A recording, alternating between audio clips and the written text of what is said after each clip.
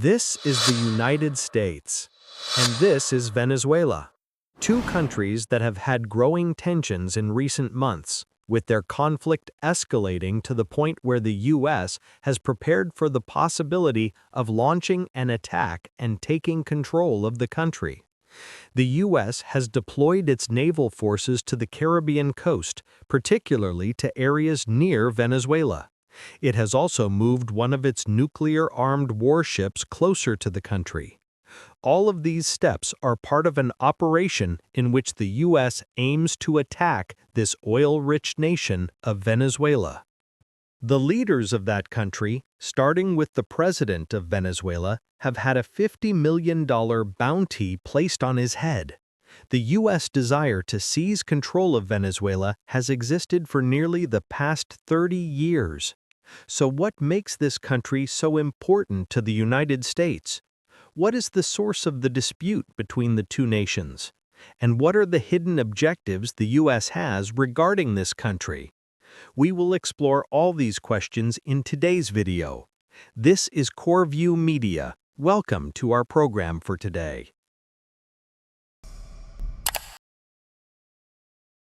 Venezuela is a country that has been fortunate to possess the largest oil reserves in the world, estimated at 300 billion barrels. For a long time, it was the wealthiest and most economically advanced nation in Latin America. After World War II, Venezuela became the U.S.'s closest ally and its largest oil supplier.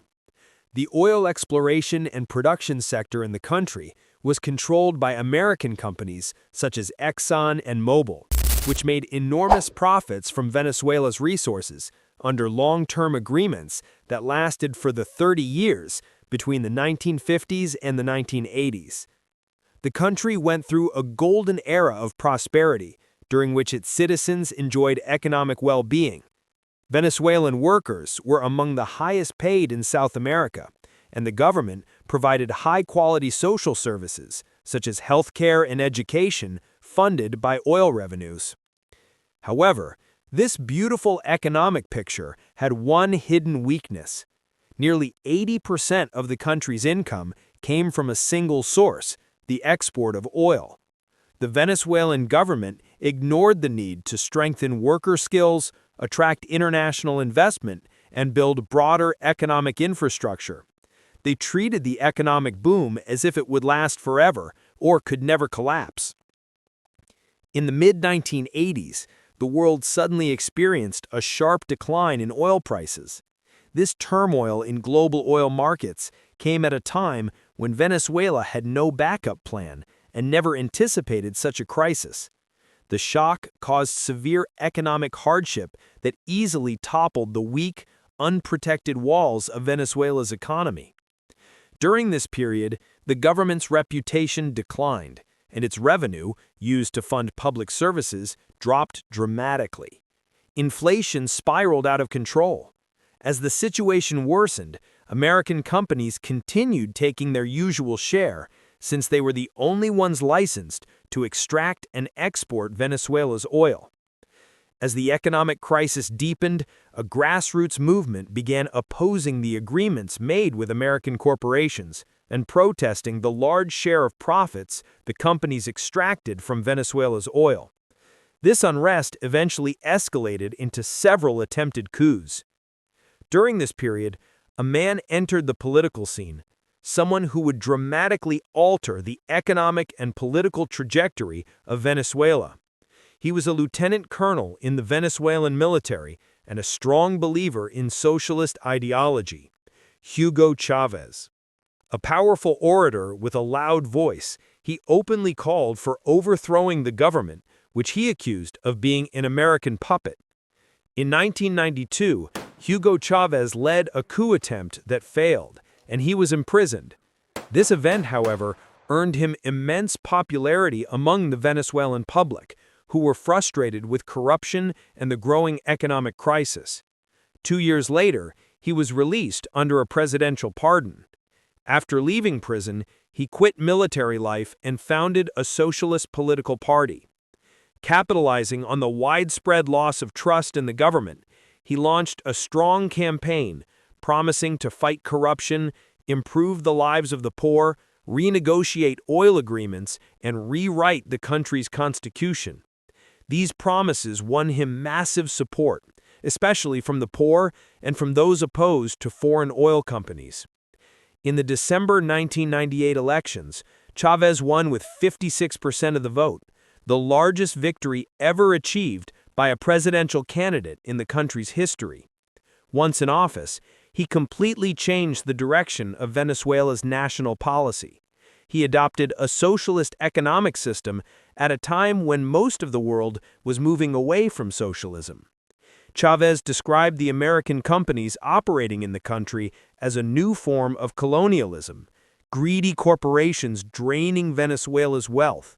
Although he did not immediately cancel their agreements, partly because Venezuela was a key member of OPEC and because these companies held significant influence, he openly expressed hostility toward them. This led to a direct clash between Chavez's government and the White House in Washington. In 2002, an attempted coup took place in Venezuela in which Hugo Chavez narrowly escaped being killed. At this point, he and the U.S. openly confronted each other. Chavez, without hesitation, directly blamed the United States for orchestrating the coup. Despite the political tensions, the U.S. remained Venezuela's largest oil customer until 2007. But when oil prices fell sharply, Chavez nationalized the oil company in 2007 and drastically reduced the profits given to American companies such as Exxon. The United States, angered by this move, added Venezuela to the list of countries supporting what it called terrorism. It accused Venezuela of supplying weapons to Libya's leader Muammar Gaddafi. Sanctions soon followed, targeting Venezuela's exports, especially oil. The country faced political and economic isolation. The U.S. completely stopped purchasing Venezuelan oil, pressuring Venezuela over its removal of American companies. Inflation skyrocketed until the national currency was worth no more than printed paper. Living conditions collapsed to the point that international media showed Venezuelans scrambling for discarded rotten vegetables and using bags full of cash to buy just a few pieces of bread. Once a wealthy nation, its people became among the highest number of migrants fleeing to neighboring countries. Amidst this worsening crisis, in 2013, Venezuelan leader Hugo Chavez died, and power was taken over by his vice president, Nicolás Maduro, who shared Chavez's ideology. Maduro entered into a direct confrontation with the United States, which led the U.S. to impose economic and travel sanctions on Venezuela. All Venezuelan funds held in international banks were completely frozen.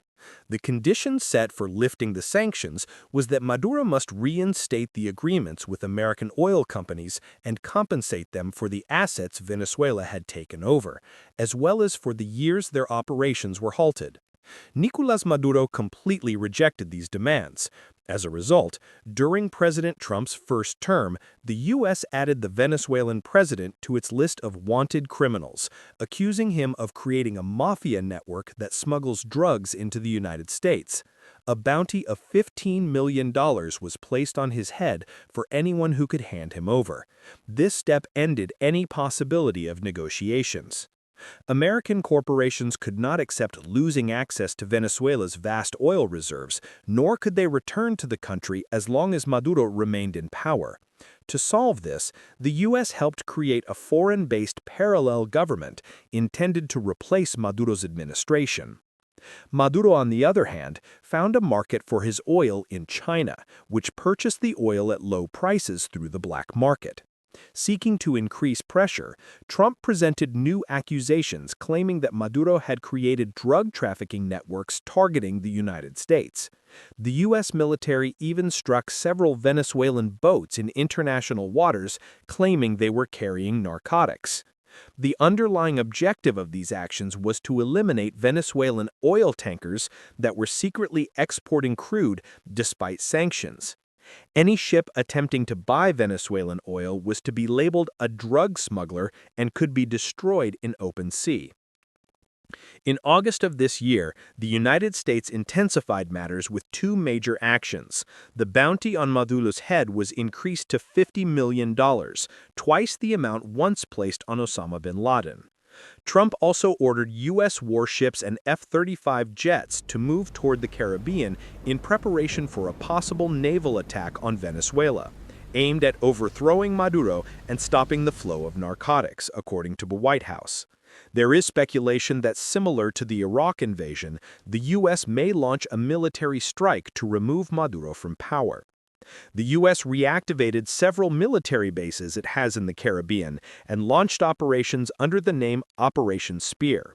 Since September, this operation has destroyed 20 Venezuelan vessels that the U.S. claimed were used by drug trafficking groups associated with Nicolás Maduro. It is unclear whether Trump is using the Venezuela crisis to distract from domestic scandals, or whether the pressure is coming from oil companies seeking to return to Venezuela, this time with a government loyal to U.S. interests and built under American supervision.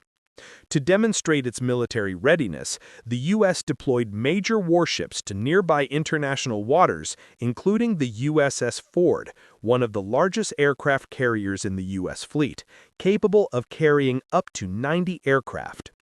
China and Russia, both allies of Venezuela, accused Trump of running an intimidation campaign aimed at weakening or overthrowing Maduro's government. It is uncertain how long these two powers can continue supporting Maduro, but his removal would be a major strategic loss for them, since it would place one of the world's richest oil nations under American influence. If the U.S. gains control and its companies return to Venezuela, it would significantly influence global oil prices given the size of Venezuela's reserves. And with that, we conclude today's video. If you found it informative, please subscribe to the channel, like the video, and share it with your friends.